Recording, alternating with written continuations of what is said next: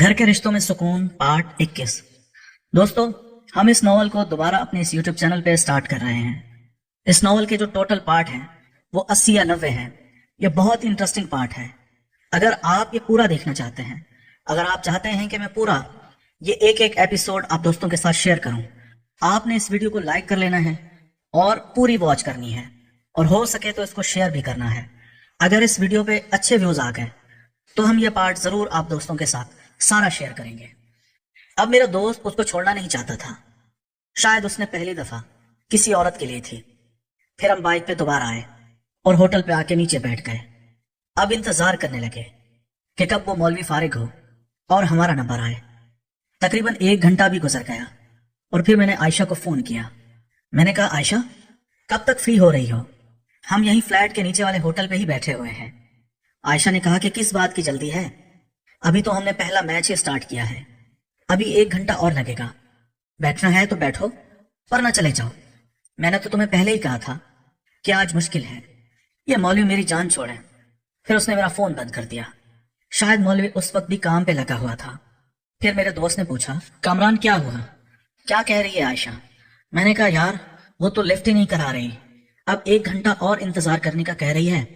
میرے دوست نے کہا کہ چلو ٹھیک ہے، کوئی بات نہیں، آج اگر ہمیں پوری رات بھی اس کا انتظار کرنا پڑے تو ہم کریں گے، لیکن آج ہم خالی ہاتھ واپس نہیں جائیں گے، کیونکہ ہم نے وہ باہر والی دوائی بھی لی ہوئی تھی اور آج ہم نے وہ اس پہ استعمال بھی کرنی تھی۔ پھر میں نے اپنے دوست کو سمجھایا۔ میں نے کہا، یار دفع کرو، اب یہ ہمارے ہاتھ نہیں آئے گی، میں کل تک کچھ اور ڈھونڈ لوں گا، چلو واپس گھر چلتے ہیں۔ لیکن میرا دوست نہیں مانا اور ہم وہیں بیٹھے رہے، اس کا انتظار کرتے رہے اور پتہ ہی نہیں چلا 1 گھنٹہ بھی گزر گیا۔ اور پھر میں نے اس کو فون کیا۔ اب کی بار عائشہ میرا فون نہیں اٹھا رہی تھی۔ میں نے لگاتار 3 سے 4 مرتبہ فون کیا لیکن اس نے میرا فون نہیں اٹھایا۔ اب میرے دوست کو غصہ آ گیا تھا۔ اس نے کہا، یہ کیا ڈرامے بازی ہے، اتنا بھی کیا نخرے، چلو ہم اوپر فلیٹ پہ چلتے ہیں، چل کے ان دونوں کو سبق سکھاتے ہیں کہ ہمارا فلیٹ ہے، ہم نے اس فلیٹ کی ایک ایک چیز خریدی ہے، آج ہمیں ہی نہیں آنے دے رہے، ان کی یہ ہمت۔ پھر میں نے اپنے دوست کا غصہ ٹھنڈا کیا۔ میں نے کہا، یار تو پریشان مت ہو، ہم آدھا گھنٹہ اور دیکھتے ہیں، اگر اس بار بھی اس نے میرا فون نہیں اٹھایا تو پھر ہم اوپر چلیں گے۔ میرا دوست خاموش ہو گیا تھا۔ پھر میرے دوست نے پوچھا، یار کامران، اگر یہ عائشہ ہم سے بھاگ گئی تو تمہارے پاس کوئی اور جگاڑ ہے؟ میں نے اس کو بتایا، میرے پاس عائشہ سے بھی اچھا جگاڑ ہے۔ اب میں اپنے دل میں سوچ رہا تھا کہ میں اپنی کزن آمنہ کو اپنے دوست کے ساتھ سیٹ کر دوں، اور پھر کرن بھی تو تھی، ان دونوں میں سے کوئی ایک ہو جائے گی۔ لیکن میں آمنہ کا ابھی اپنے دوست کو بتا نہیں سکتا تھا، کیونکہ اگر میں اپنی کزن آمنہ کے بارے میں اپنے دوست کو بتاتا کہ میں نے اس کی بھی لی ہے تو پھر وہ مجھ سے پوری تفصیل پوچھے گا اور اس طرح میرے سارے راز فاش ہو جائیں گے۔ میں نے کس کس کی لی ہے؟ میں خاموش ہو گیا۔ میں نے کہا، ہاں نا، وہ کرن ہے نا؟ اس نے کہا، وہ تو شادی کرنے والی ہے، اس کا بھی تو پکا پتہ نہیں ہے وہ آتی ہے یا نہیں۔ پھر میں نے اپنے دوست کو کہا، تم پریشان مت ہو، کرن ضرور آئے گی، اس کے ساتھ لاہور میں 2 بندوں نے کام کیا تھا، بس وہ پیسے کی بھوکی ہے، تم تھوڑا سا پیسہ اس پہ خرچ کرو، وہ شادی بھی نہیں کرے گی، اس کو بھی چھوڑ دے گی اور ہمارے پاس ہی آ کے رہے گی۔ میرے دوست نے کہا، اچھا یہ تو ٹھیک ہے، چلو اچھا ہے، عائشہ سے جان چھوٹے گی، ہم یہ اپنا سارا سامان لے لیں گے اور ایگریمنٹ ہم اس مولوی کے نام کا بنوا لیں گے اور پھر کوئی دوسرا فلیٹ ہم ڈھونڈ لیں گے۔ اب جس کام کی عادت لگ گئی ہے اب ہم اس کے بغیر بھی تو نہیں رہ سکتے۔ پھر میں نے اپنے دوست کو تسلی دی۔ میں نے کہا، تم فکر مت کرو، جب ہم اس کام میں گھس گئے ہیں تو ہم اس سے اور بھی زیادہ سکون لیں گے، بس تھوڑا بہت پیسہ ہونا چاہیے جو کہ تمہارے پاس آلریڈی ہے۔ پھر میرے دوست نے کہا، ہاں یار پیسے کی تو فکر مت کر، جتنا لگتا ہے لگا، لیکن یہ کام بند نہیں ہونا چاہیے۔ میں نے کہا، تو فکر مت کر، اور پھر آدھا گھنٹہ بھی گزر گیا۔ اب کی بار میں نے پھر عائشہ کو فون کیا۔ پہلے 2-3 بار اس نے میرا فون نہیں اٹھایا، آخرکار پھر اس نے اٹھا لیا۔ عائشہ ایک دم مجھ پر غصہ کرنے لگی، کہنے لگی، کیا موت آ رہی ہے، بار بار کیوں فون کر رہے ہو، ہمیں ڈسٹرب کر رہے ہو۔ اب مجھے پیچھے سے مولوی کی آواز بھی آ رہی تھی، وہ عائشہ کو کہہ رہا تھا، فون بند کرو اور چپ چاپ لیٹی رہو۔ اور پھر عائشہ نے کہا، ابھی رکو 1 گھنٹہ اور لگے گا۔ میں بڑا حیران ہوا کہ مولوی آج کیا کھا کر آیا تھا جو 3 گھنٹے گزر گئے، ابھی تک لگا ہوا تھا۔ پھر ساری کہانی میں نے اپنے دوست کو سنائی۔ میرے دوست نے کہا، ٹھیک ہے، کوئی بات نہیں، ہم آج فجر تک یہی ہیں، آج ہم عائشہ کے ساتھ کر کے جائیں گے، خالی ہاتھ ہم نہیں جائیں گے۔ اب میں خاموش ہو کے بیٹھ گیا۔ پھر میرے دوست نے کہا، یار کل کے لیے کیا پروگرام ہے؟ عائشہ کے بارے میں کیا کرنا ہے؟ میں نے کہا کرنا کیا ہے، آج ہم دونوں اس کی لیں گے، اگر یہ ہمارے ساتھ رکی تو ٹھیک ہے، ورنہ ہم اسے بھگا دیں گے۔ ہم کہیں گے کہ فلیٹ میں جو بھی سامان ہے وہ ہمیں اٹھانے دو، تو مولوی کے ساتھ رہو یا جس کے ساتھ رہو، ہمیں کوئی مسئلہ نہیں ہے۔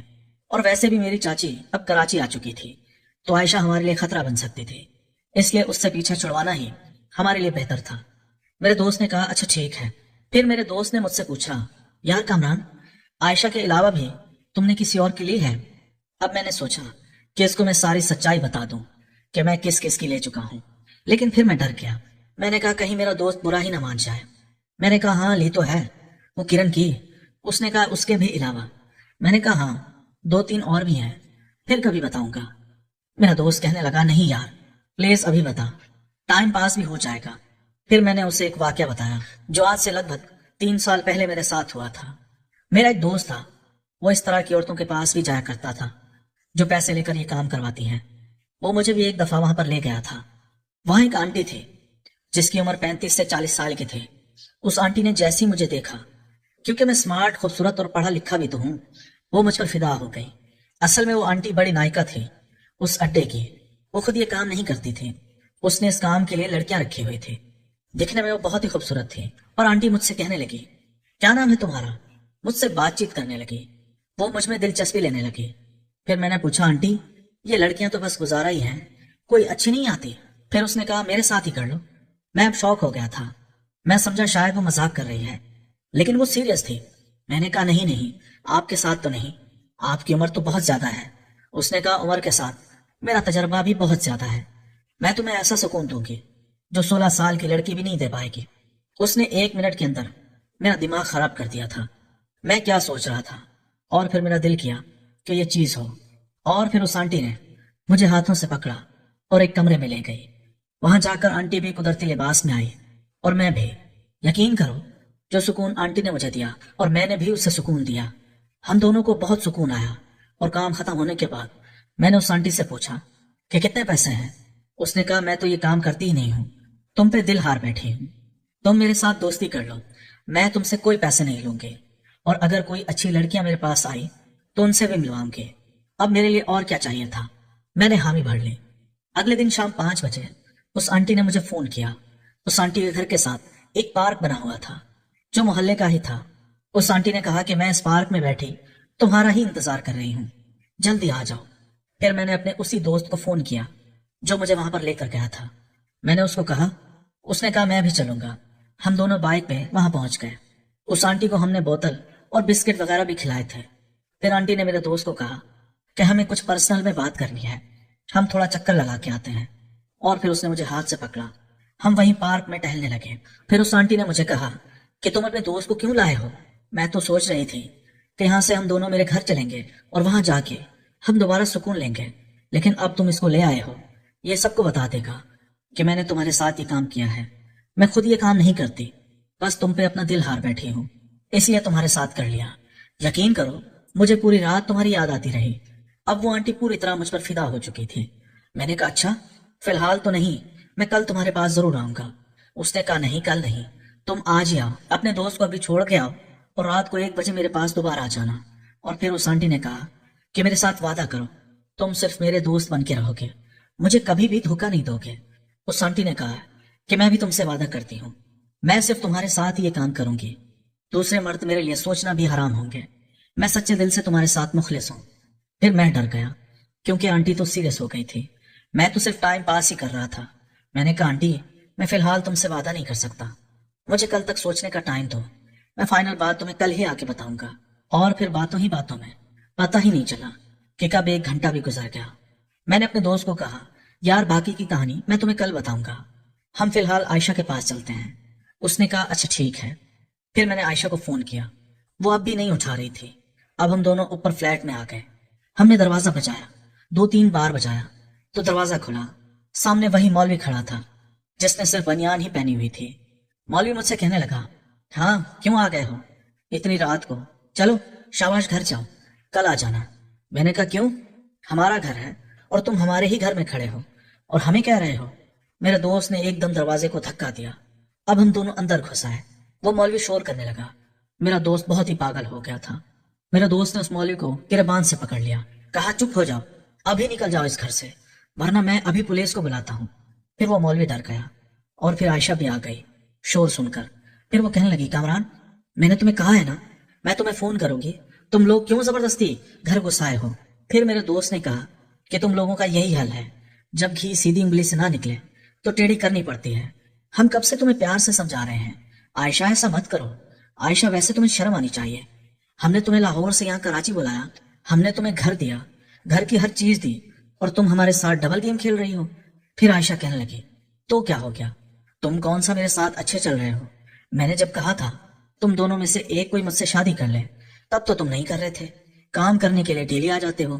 میں نے بھی تو اپنی سیفٹی دیکھنی ہے، کل کو اپنا کام نکال کر تم دونوں مجھے چھوڑ دو تو میں تو کہیں کی نہیں رہوں گی، اس لیے میں نے اس مولوی کو رکھ لیا۔ تو میرا دوست کہنے لگا کیا یہ مولوی تمہارے ساتھ شادی کرے گا؟ عائشہ کہنے لگی ہاں کرے گا، کیونکہ اس مولوی کا بھی کوئی نہیں ہے اس دنیا میں، اور میرا بھی کوئی نہیں ہے۔ ہم دونوں نے فیصلہ کیا ہے کہ ہم شادی کریں گے۔ میں خاموشی کے ساتھ یہ ان کی باتیں سن رہا تھا۔ میرا دوست کافی گرم جوشی سے ان سے بات کر رہا تھا۔ پھر میرا دوست کہنے لگا اچھا ٹھیک ہے، تم بھاڑ میں جاؤ، مولوی کے ساتھ شادی کرو یا جس کے ساتھ بھی، ایک تو ہمیں کام کرنے دو، دوسرا کل تک یہ فلیٹ بھی خالی کر دو، ورنہ اچھا نہیں ہوگا۔ اب عائشہ سمجھ گئی تھی کہ اس کا یہاں رہنا مشکل ہو گیا ہے، وہ میرے دوست کو سمجھ گئی تھی، وہ ڈر بھی رہی تھی کیونکہ میرا دوست ایک کروڑ پتی باپ کا بیٹا بھی ہے۔ پھر عائشہ کہنے لگی اچھا سنو، میری بات سنو ذرا، کمرے میں آؤ، میں تم سے اکیلے میں بات کرنا چاہتی ہوں۔ میں سمجھ گیا کہ عائشہ میرے دوست سے کیا بات کرے گی، اور پھر وہ دونوں کمرے میں چلے گئے۔ اندر پتہ ہی نہیں کیا بات کر رہے تھے۔ 5 منٹ بعد عائشہ آئی اور اس نے کمرے کا دروازہ بند کر دیا۔ مولوی اور میں، ہم دونوں باہر ٹی وی لاؤنج میں بیٹھے ہوئے، اور وہ دروازہ بند کر کے